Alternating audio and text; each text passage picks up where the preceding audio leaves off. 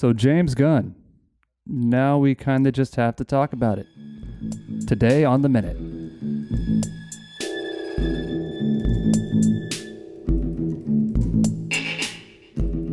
And welcome once again. Today we are doing another episode of The Minute. My name is Sam. I'm Aaron. And reluctantly, today we are here to talk about the whole James Gunn thing. I actually was content to not talk about the James Gunn thing for the longest time. The only reason that I decided to, see if anybody else was interested in having that conversation was just due to some, unfortunately, they're just rumors, but they're rumors being reported by Deadline, and Deadline doesn't usually talk shit. So, Aaron, do you have anything that you want to add real quick before we go into all this bullshit? This is all very, very stupid, and it never should have been an issue to begin with, and it shouldn't be an issue now. And the fact that it still is an issue, or ever was an issue to begin with, has made me so flustered that I really, honestly, I'm finding it hard to retain any sense of being reasonable about it. Right. So you're pretty neutral on the subject. Oh, so neutral. So to catch up on just like, it's almost old news as far as like what the situation itself is. James Gunn was ousted by Disney after some old tweets got brought up. We probably all already know this. After that happened, of course, there were people on both sides. Some people were like, "What? He already apologized for that. We got to move on." And then there were people that were like, "Yeah, but those jokes were like about some really nasty stuff." And on top of that, they weren't even funny. The cast from Guardians of the Galaxy then came out. They all signed a letter saying, "Hey, we want James Gunn back. We don't want to see Guardians, the trilogy, be wrapped up without him. He's our guy." And they pretty much all just showed up having his back. I have been in several conversations with fans of the Marvel movies, and they have told me that the Guardians of the Galaxy movies are the ones that really, they were the linchpin in terms of redefining the way that comic book movies could be. Redefining the way that Marvel was making movies. The color palette alone. And the fact that they were willing to take that risk and go with some guy who made a Troma movie, and he made Slither. He was Andy Dwyer on and they cast Andy Dwyer as the lead. He's basically a schlock artist who ended up making this blockbuster movie, and that they are surprised now. Everything about that movie was a risk. Literally everything about that movie was Marvel just saying, "You know what, this might not work at all, but maybe it'll work. We'll see." In Guardians of the Galaxy was the linchpin moment in which it's the wild card, baby. They pulled everybody into this reality that they have created. The MCU is a reality they created, that Guardians was the opening to pull all of these people in that normally it was wouldn't like have we need a link to space. Here's your link to space, bitches. Yeah, Guardians of the Galaxy. And I was living with a roommate who was into comics, and like they'd let me borrow comics to read sometimes, and they were into Guardians of the Galaxy. So because of that, I already knew who the Guardians of the Galaxy was. But if it weren't for that, I definitely would have never heard of these guys, like most of America when the movie dropped. And like it's really just kind of incredible, like that movie did as well as it did. It caught on like it did. And I do not use this term lightly. It caught the American spirit. It really did. Like I'm not fucking around with this. This is Aaron launching his political campaign here. This is just Aaron right here. I feel like Chris built Pratt, on the backs of he really caught the Guardians American of the spirit Galaxy there. And it's definitely I don't know if it is the thing that launched Chris Pratt into superstardom, but it's definitely one of the early igniters for sure. But anyways, moving on from just like how much of a freak accident that movie was, like they came back for Volume 2, and honestly, I didn't like Volume 2 as much as Volume 1, but it was still a great time. Kurt Russell was amazing. Speaking of Russell, I know that your jimmies are rustled right now. I'm so Russell.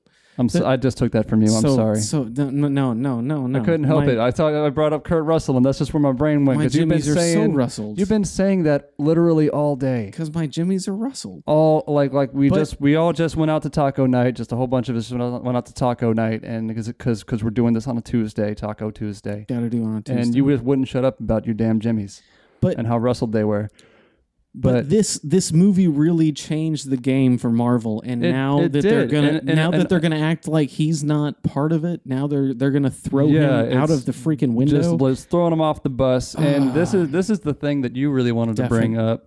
Is that they did this based on the the tweets exist. They are real. He made those offensive jokes that just bad jokes. He just made a bunch of bad jokes that were really offensive for a lot of reasons. We're not getting into it. And really, as bad as they are, the worst thing is that they're not funny. Yeah, they're not funny. That's the worst crime for a joke. I'm a staunch believer that you can make a joke about a horrible thing, and if it's funny enough to back up the terrible thing that you're saying, then okay, fair enough. It deserves we might all be really uncomfortable to hear it, but if it's that funny, then touche. Absolutely. But these weren't funny. They weren't funny jokes, and they were about like pedophilia and rape and all kinds of fucked up shit.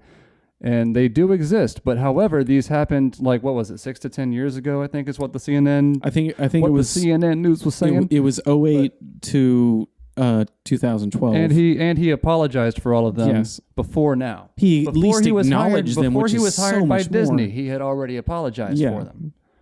And they should have known, and they did know. Yeah. And this is the mouse we're talking about. And they knew what. The mouse don't let nobody in the house that they don't know about that motherfucker. Robert Downey Jr. has such a history, and he was there. I mean, maybe it's arguable that it's pretty arguable, but maybe Marvel kind of saved his life a little bit. Yeah, it's just that they're okay with everything that Robert Downey Jr. did, and I hear things. But anyways, it's politically organized. It's a little too-faced. We're going to stop there because I'm not going to get into it. It's a little two-faced. Oh, it's so two-faced. It's three-faced is what it is. 3 faces. Oh, calm down, sir. But anyways, this guy Mike Cernovich, apparently he's quite a fucko. He's a garbage person. He dug all the stuff up and he threw it out, and apparently he's one of those like hard right guys. I didn't really want to dig too much into that. But he's the guy that threw it all out there. And so a lot of people are like, they bring that up as a reason why they were against his firing. It does sound like just outright firing the guy right away. I completely understand why a company like Disney would do that. There's countless videos of people delving into why Disney had to do that. And I get it. They're not making bad points. Disney is a family company. And this is a guy who, even though it was a long time ago, he still did it. But they knew. They knew. It's not like somebody didn't have the job to go in and look at all of his tweets and be like, "Is this guy acceptable?" I've heard too. Like that's insane to think that Disney didn't know that these tweets existed. I think the best way I've heard it put is they had to understand the liability that it was to hire James Gunn when they hired James Gunn. So now to fire him because the liability became a liability. I feel like they're going to go the route that AMC did. I don't even have a word for it. With Chris Hardwick. Yes. Okay. The Talking Dead guy. The Talking Dead guy.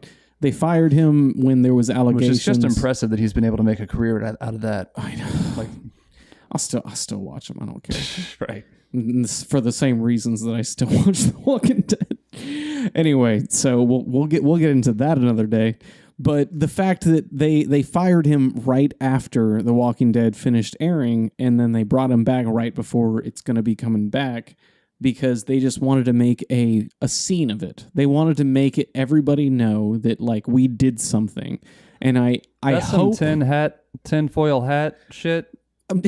But like it's not the craziest thing I've ever heard either. I feel like Disney would do that just to get everybody to say like, oh, let's get him back, and to make it a public thing for people calling him back, and then finally to pull him back. Because now people care. But I hope it's that way. Honestly, even as stupid and reckless, we'll see. Just inhuman as that is, we'll see. Because I would hate to see him. Deadline Hollywood. There is a possible reprieve on James Gunn and Guardians as Marvel back channels with Disney. Well, nothing concrete though. It's just obviously Marvel wants him back. Like they have. Well, I'm sure he's made them a lot of money. And this is just the way he was slated to be the guy who they just said, hey, we're going to be doing a whole lot of stuff in space in Phase 4, and we want you to do that. this is just the way that so many You're going to be the Kevin Feige of the space part of Marvel. So many companies respond with public relations is they have a reaction. They have a reactionary behavior because they're afraid of being picked on by reactionary people. God forbid the stock falls. Yeah. Jesus Christ. Yeah. When push comes to shove, Disney stock is insanely expensive. When push comes to shove, I haven't met anybody that would say like, yeah, I wouldn't have gone and seen that Guardians of the Galaxy 3 movie because of James Gunn. James Gunn's directing it? Well, never mind. Based on who I've talked to, they're still going to go watch the movie, but they're just unhappy about the situation. I personally... But here's the thing. I'm going to be very unhappy. No, but it's more complicated than that because the entire cast of Guardians of the Galaxy signed a letter saying that, hey, we stand with James Gunn. But yeah, just because I am Spartacus. Just because they stand with him doesn't mean they're not going to do it.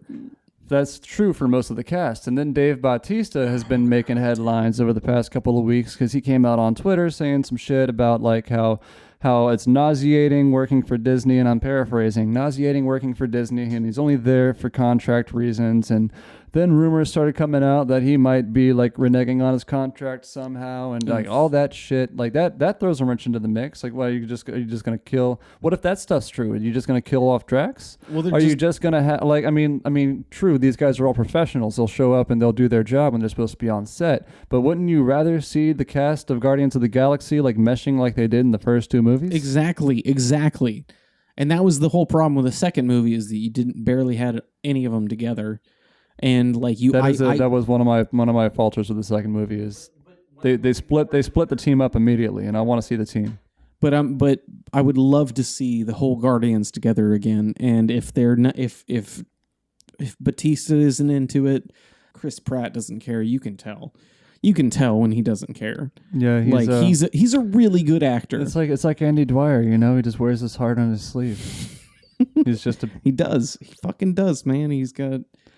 He's just doofy Chris Pratt, man. I love that guy. I love that guy and his face. Beautiful human being. Love that guy and I love his face. But yeah. So there's that. And then if the reports that have been coming out about Marvel fighting for James Gunn to come back, this is pure speculation because nothing concrete's come out. It's just that people are hearing whispers. If Marvel is fighting Disney to bring James Gunn back, the person who's probably at least signed off on yes, we should do that is Kevin Feige. And when I heard that was a possibility, that's whenever I shot the text out and I was like, I think that we got to talk about James Gunn now because if Kevin Feige wants him back, then it's real. Like the Guardians cast, it's a nice show of support. It makes James Gunn look good. It's going to help him get jobs moving forward. But it's not going to change Disney's stance. Disney is not going to go back on what they've already done because at this point, hiring James Gunn back just based on the cast signing a letter, that makes them look bad. It makes because they're admitting that they made a mistake, and they're acting based on the will of just a small group of their employees. If Kevin Feige is the one who says I want James Gunn back, that puts Disney in a very interesting position. They don't really have a right move there. I think they have the same move that AMC had with Chris. I understand. What's his fucking name? Chris Hardwick. And I'm not trying. I know it's apples and oranges. Well, I mean, I know it's apples and oranges. But I'm just saying, AMC does not have Disney money.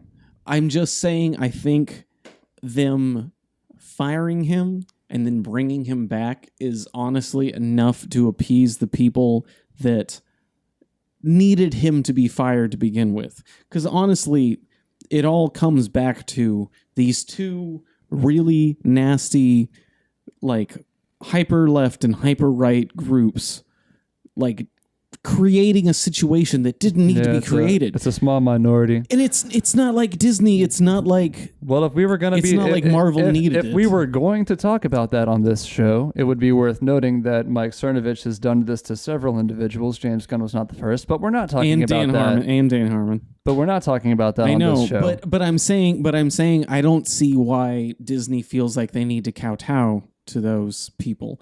I think Disney is a big enough because group. they're a family company. They But just they like that was the decision. They have to maintain that image, that brand of being family. But they've made decisions counter to the arguments of those same groups time and time again. I agree with you.